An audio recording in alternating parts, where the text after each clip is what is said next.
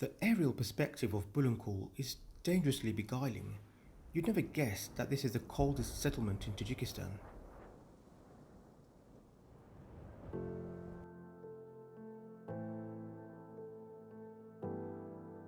That the people who live here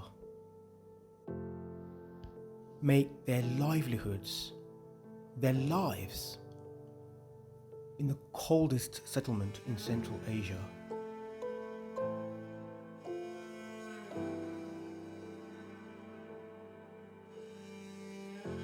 The yak is the mascot of Bulunkul. This shaggy bovine is as shy as it is beautiful. It's also quite eco-friendly. How, you ask? Come, I'll explain. These are actually little packets, and I know some of you have already guessed this, packets of dung, yak dung, and these are some of the native animals we saw out by the grazing field, as well as cow dung. And so you start to ask yourself the question, why has the village of Bulunkul, population 400, decided to collect packets of dung to display on the wall? And there's a very excellent and practical reason. This, in conjunction with the solar panels, are the two primary sources of energy for this village. And so the roughly 400 inhabitants of this village have to get creative. One way they get creative is installing these solar panels, and you can see some of them on the roofs of the building, and also in the main village square there are these panels as well. And they're able to pipe this solar power into their homes, and it's what we've been using to charge our drone, GoPro batteries, even this camera battery that we're using to grab this. These ones, however, are supplements to the solar power, and it's especially useful to burn as a source of cooking. So all of the food we've eaten in the village, I would say most of it, has actually been cooked with this little packet of yak and cow dung burning underneath it. Now, one final thing to say, these are very important because they are supplies for the winter in the times where, you know, solar power cannot be reliably generated, or just as a backup, right? If you live in a remote village that's hundreds of miles away from civilization, you don't want to rely just on solar. You want to make sure that you've got other sources as well, and that's exactly what this is. Oh, I know some of you are wondering, how badly does it smell? And the answer is not at all. The light-heartedness captured here belies the arduousness of the tasks that await these men. September is a busy month in the fields, and these men must make hay because winter is coming. Oh, this is good. But for the younger males in the village, winter feels a lot further away, and a game of football is in the cards. I forget myself for a moment and join in. It's harmless fun. Except it's not. Bulunkul is 3,800 meters in altitude. Mercifully, the consequences are not captured on camera.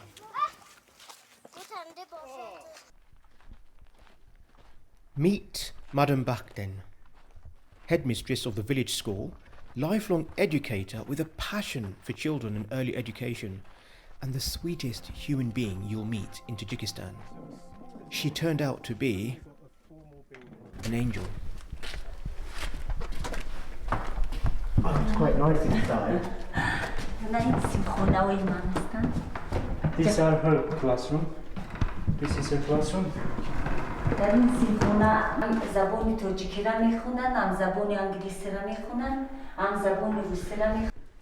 And in addition to Russian, Tajik and English, there's also a focus on the local Pamiri language, which is taught between ages 2 and 6.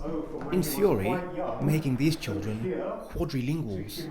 در اینجا من از سیمفوی دو چور میخونم. دو چور؟ دو چور. سیمفوی چور با از طبیعت شناسی من. Now we're being shown pictures drawn by the pupils themselves, and I'd have to say they're far better artists than I was at that age. And we've got the 32 letters of the Cyrillic alphabet. It is 32, isn't it? I think so. This is the nutrition. حتی اون پروگرام اون مواد خوراک. World Food Program. And in another masterpiece of art, the pupils give their thanks for the continued support from the United Nations. It really is crucial to keep this space well heated in the winter when it can get to as low as -65 degrees as it did last year. For this purpose, there is a furnace heater fueled by yak dung. Any panting you're hearing is coming from Baruz and me. We are, after all, in a village that is 3,800 meters above sea level, and it didn't help that we just engaged in a game of football. سال 90 اینجا اومدم شاور بابر اومدم از سال 90 تا 96 اینجا مغازه بود من در شنبه امون بوغالتری را تموم کردم 6 سال در مغازه کار کردم دوشنبه را؟ نه امیجا دوشنبه در تموم کردم بعد شاور کنی؟ بعد شاور کنی اومدیم امیجا کار کردم بعد از اون با مکتب در اومدم Linguistic با خوندم با ایسی معلمه از سال 1996 17 سال معلمه شده کار کردم زبان روسی امیجا ده 17 سال زبان روسی بعد سال 2010 دیرکتر مکتب تعیین شدم از سال 2010 من تویین جانی دیرکتر خودشون دیرکتر مکتبی نه؟ 54 اول اش نبوده اش خونه داشتن اینجا قرغیزو فقط یک توجیک داشت نه اصلا سه تا است سه تا؟ نه شدن طلبه کم بودن در یک صنف مثل 5 تا صنف 3 بود 2 تا صنف 1 بود حضور 8 تا من از صنف 2 5 تا دیگر صنف 4 هستم در یک صنف 13 تا میخونند در صنف دیگر 6 تا میخونند دوره سیوز با امای مردم خوندن بعد سال اوی 1992 تا 94 خیلی کودکا موندن از خوندن جنگ شد و موندن خیلی حضور شکرانه از اون داریم که دولت ما استقلال شد ما تشکری منداری خود رو با پیشوی ملت میرسونیم که راهوی ما اما کشودگی کودکان ما کجایی که فورت میروند میخونن امریکا باشد لندن باشد دوره پیش نمیشه من از زمین کار خود خیلی هم خوشنود هستم خرسند هستم با کودکان خیلی 3 کودک در خونه دارم 20 کودک بود در مؤسسه دارم خوشبختی من در کودک را نقل میکنم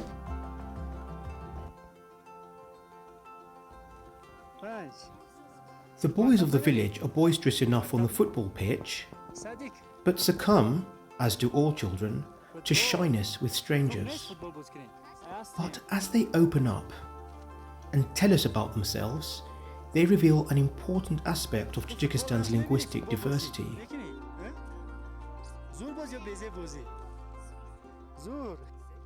He said, he didn't tell me, he said... These boys are speaking Shugni. It's a language of the Pamirs, and while it descended from a much older variant of Persian, it's not mutually intelligible with Iran's Farsi or the Tajik spoken in the west of the country. With fewer than 100,000 native speakers, Shugni must look to these boys to preserve this imperiled linguistic identity for the generations to come. This at least will not happen on Madame Bakhten's watch. مشکلی ندارم سویت من سولنیچنی دارم سولنیچنی سرکات پرابلم نیست فقط گنراتور ندارم خیلی کامپیوتر ایجاد نداریم لیکن تکنولوژی فقط میرن جماعت میرن رایون میرن این سال من فروغ سبیدانوی تو جماعت بردیم پیش قدم من گراماتوی You can see the certificate. You can almost reach through the screen and feel Madame Bakhten's joy and passion.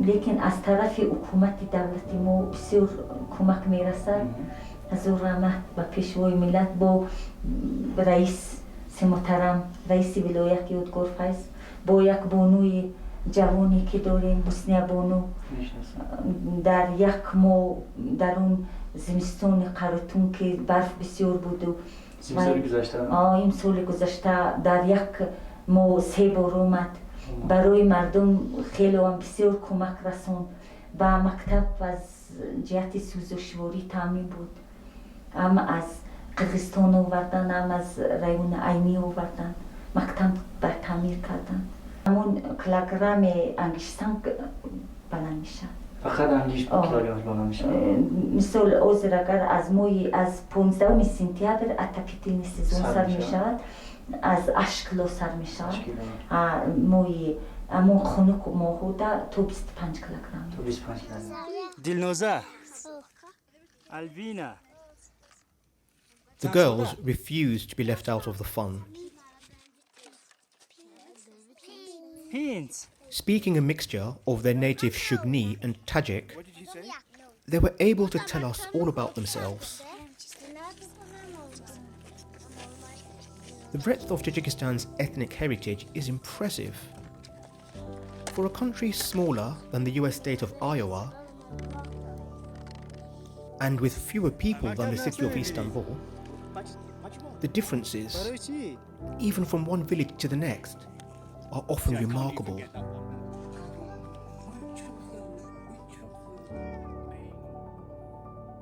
رشتی بر وقت کودکی اول 13 تا بود و 12 بود اوزر 20 تا روز 20 نه اوزر اگر کادروی نو بیاین میبر رایون روشون اینترنت پرزیدنتی دارن خروق مکتب پرزیدنتی دارن لیکن خوشبختانه از اون که صنف 4 تمام میکنن امین روستا با نمیمونند اما خوندن میرن همه میرن سرازو زنکو کار نمیکنن فقط اینجا مکتب دارن 3 تا معلم هستن 1 تا فروش است بونگوی تیبی دارن 1 تا مدیسینسکی پونکت медсестра дурад якта фаруш клубу библиотека мами хел дига занаку бекора клуб библиотека чи дигар бекорастан матако ба мойгири амун айвонура никабин мекунан мефрушан آخه خورد و خوروکا و چیز همش مثال همین حیوان میفروشن حیوان رو با بیزنس میکنن ماهی هم میفروشن خوروک طرفوی کی طرفوی بالا نه خوروک میبرن خلدین میبرن ای دولت خلدین قتی چکتگی میبرن Madam Bakhten showed remarkable humility in trying to understand why we had come to Bulunkul. Why do foreigners seek us out year after year? We have nothing here. Oh, not true, we said. We've learned so many important lessons here and you really cannot put a price on that. Why do foreigners come? I can only speak for myself. And I can only say that I wanted to see what it was like to survive in this coldest place in Central Asia. What is it that makes the people tick and brings joy to their lives in spite of their privations? And in this, I believe I got the answers I was looking for.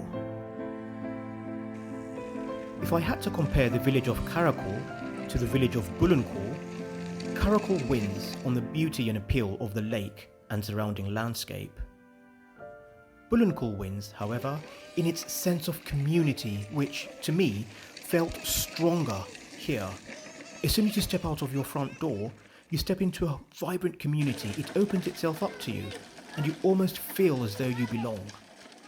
Whereas the Kyrgyz are shyer, more conservative, the Shugni and other non-Kyrgyz Pamiri are more outgoing, more true to those personable traits often credited to the Persians.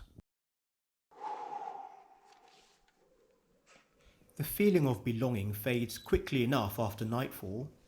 Not for nothing is Bulunkul certified the coldest settlement in Central Asia. 3 nights I spent in Bulunkul and I suffered terribly.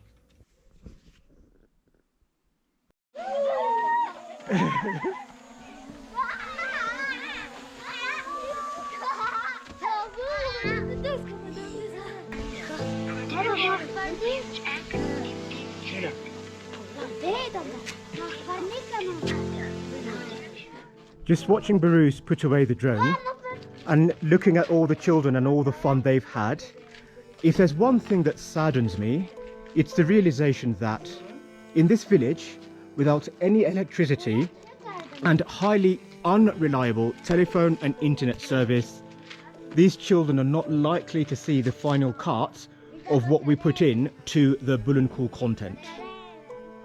Alright, so it's 2:15 and the date is the 7th of September. We've just finished a lovely fish lunch as we depart from our homestay in. But the thing is, right now, at this moment, and I'm dead serious, the nearest ATM is in Horog, which is about 400 kilometers away. Exactly. And we're not going to get there for the next 3 days, right? Today's the 7th, we're not due back in Horog until the 10th. So there is literally no way to get cash until we get back to Horog. See at all. So we are going to wash dishes, clean houses, do massage. Maybe you are good in massage. I'm not clean. We're going to have to beg our way through Langar, Yamchun, Zong, and Namadgut and Ishkashin. Can we go into the hot springs without paying? Can we go into the hot springs without paying? The first test comes up very shortly. We're going to Langar, where we're going to pass the night. We've got enough petrol for about 150, 200 kilometers, and that's it.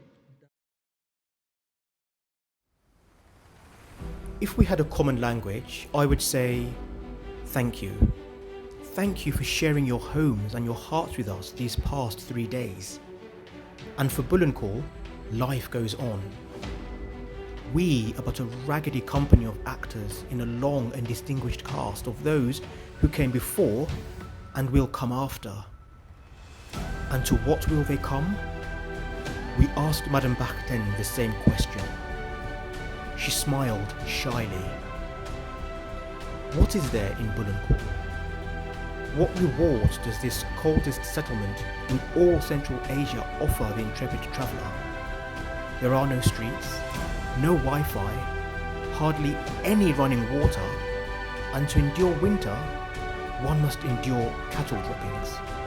The air is so dry, it breaks skin with ease. Like clockwork, I would wake every night at 4 a.m, shivering with cold, painfully out of breath. And yet, when I think of the Pamirs, when I think of Bulunkul, I have only fond memories. I'm grateful for having gone. I'm hopeful that I shall go again. And I'm thankful to have renewed my acquaintance with human kindness. If you go to Bulunkul and run into Madame Bakhten, I hope you will give her my fondest regards.